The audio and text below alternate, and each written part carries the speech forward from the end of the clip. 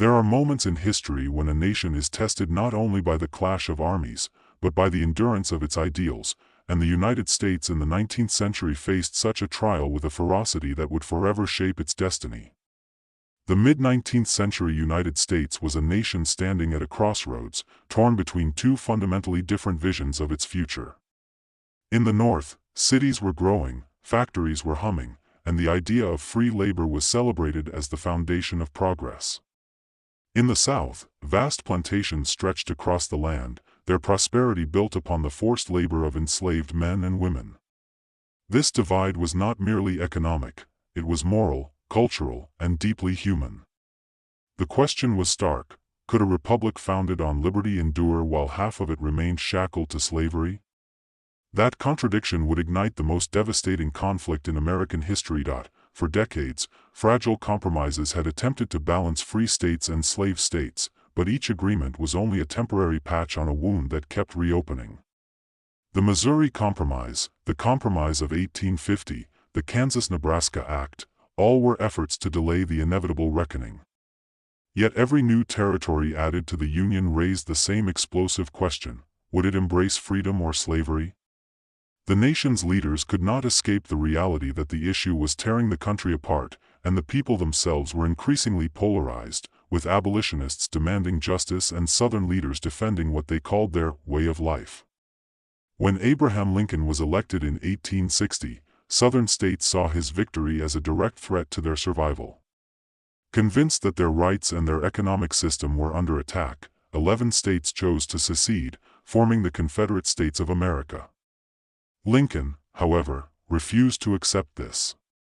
He declared that secession was illegal, that the Union was perpetual, and that the United States must remain one nation. His determination set the stage for a war that would last 4 years, consume the lives of more than 600,000 Americans, and test whether democracy itself could endure such a crisis. The first battles revealed the scale of the challenge. At Bull Run, the Confederacy stunned the Union with a fierce resistance, proving that this would not be a quick or easy war. At Antietam, the bloodiest single day in American history, the Union learned that victory would demand unimaginable sacrifice. Each clash was more than a military contest, it was a symbolic struggle, shaping morale, influencing politics, and sending shockwaves across the Atlantic as European powers watched closely to see whether the American experiment would collapse. Before we go further, let me pause for a moment. If you're enjoying this journey through history and want to keep receiving your daily dose of audio storytelling, make sure to subscribe to the channel right now. And if this story is already sparking your curiosity, hit the like button. It helps us bring more history to life for you. The war's meaning shifted dramatically in 1863 when Lincoln issued the Emancipation Proclamation. Until then, the Union had fought primarily to preserve the nation. With this bold declaration, the war became a crusade against slavery itself.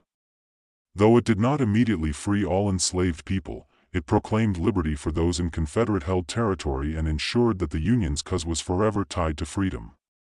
This move discouraged European nations from supporting the Confederacy, inspired abolitionists, and gave the Union a moral high ground that resonated across the world. Suddenly, the war was not just about unity, it was about justice. African Americans played a heroic role in this transformation. Thousands of formerly enslaved men enlisted in the Union Army, fighting not only for the nation but for their own liberation. The 54th Massachusetts Regiment, one of the first African American units, proved in battle that courage knows no color. Their bravery at Fort Wagner, where they charged against overwhelming odds, became a symbol of determination and sacrifice. These men were not fighting for abstract ideals, they were fighting for their families, their futures, and the promise that America could finally live up to its founding words. The war's turning points came in battles like Gettysburg and Vicksburg. Gettysburg, fought in July of 1863, was a clash of titans, with Union forces repelling the Confederate invasion of the North. Lincoln later honored the fallen with the Gettysburg Address, a speech so brief yet so profound that it continues to echo through time. He reminded the nation that it was engaged in a struggle to ensure that government of the people, by the people, for the people, shall not perish from the earth. Those words captured the essence of the war, it was not only about territory, but about the survival of democracy itself. Let me pause again here. If you haven't subscribed yet, this is the perfect moment. Join our community of history enthusiasts, and don't forget to click the like button if this story is keeping you engaged. Your support ensures we can keep producing these deep dives into the past. By 1864, the Union's campaign had hardened into an unrelenting, strategic pressure that left the Confederacy with ever fewer options.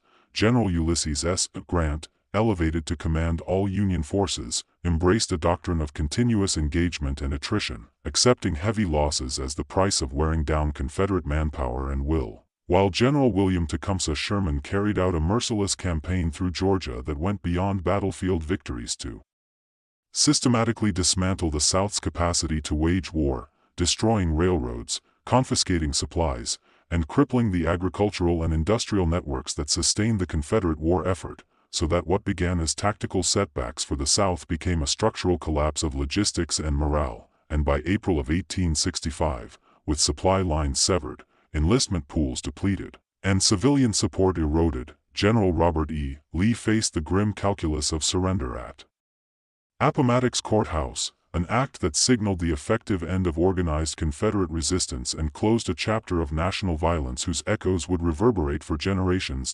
Yet the cessation of large-scale combat did not by itself complete the moral and constitutional revolution the war had set in motion. In December of 1865, the ratification of the 13th Amendment enshrined the abolition of slavery into the very text of the Constitution, converting emancipation from a wartime measure into a permanent legal reality and delivering a decisive repudiation of an institution that had long stood in stark contradiction to the Republic's founding rhetoric. For millions of formerly enslaved people, this amendment transformed a precarious wartime promise into a formal status of freedom. But the legal victory was only the opening salvo in a far more complex struggle to translate rights on paper into rights in practice, a struggle that would require new laws, new institutions, and relentless civic effort to confront entrenched prejudice and economic structures designed to perpetuate inequality. The immediate consequences were both material and social, brutal in their scope. The southern landscape lay devastated, rail lines torn, towns gutted, plantations burned or abandoned, and an economy that had depended on coerced labor found itself suddenly unmoored, forcing planters, laborers, and freed families into a chaotic reordering of work, land, and survival. The North, though triumphant, confronted its own burdens, tasked with reintegrating seceded states, managing wartime debts, and debating how far federal power should go to secure civil and political rights for the newly freed, so that the post-war moment became less a tidy resolution than a volatile period of reconstruction, contested authority, and fragile hope. Reconstruction unfolded as a period of ambitious possibility shadowed by fierce resistance. Congress and the executive branch enacted constitutional amendments and legislation aimed at guaranteeing citizenship and political participation, while freed people, driven by an urgent desire for education, land, and self-determination, built schools, churches, and civic organizations that became the backbone of black public life. Simultaneously, white supremacist backlash, economic coercion, and local political maneuvers sought to undermine these gains, producing a landscape in which legal advances coexisted with violence, intimidation, and the gradual erosion of federal enforcement, revealing both the promise and the limits of top-down reform in the face of entrenched social power. Taken together, these events force a deeper reckoning with what the Civil War achieved and what it left unresolved. The conflict preserved the Union and abolished slavery in law, but it also exposed how fragile democratic commitments can be when confronted with entrenched interests and social prejudice, and it demonstrated that constitutional change, however necessary, is only the beginning of a longer moral and civic project. The war became a crucible in which the nation's ideals were tested, extended, and contested, producing a rebirth of constitutional principles while also bequeathing a legacy of unfinished work that would shape political and social struggles for generations to come.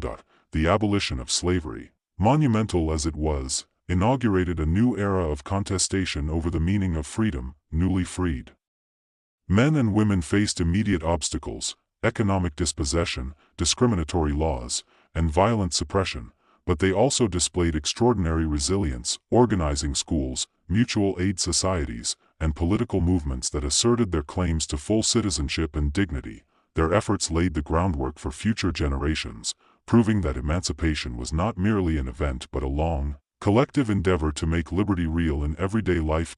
Finally, the Civil War stands as a stern lesson about the cost of national renewal. Unity was not achieved through compromise alone but through sacrifice, confrontation, and the painful work of remaking institutions and social relations.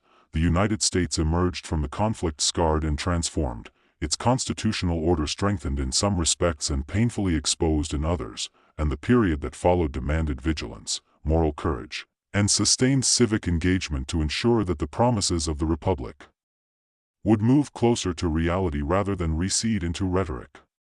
And now, as we close this journey, let me remind you one last time, subscribe to the channel so you don't miss tomorrow's audio history, and if this story inspired you, click the like button. Together, we'll keep exploring the past, uncovering lessons that still matter today.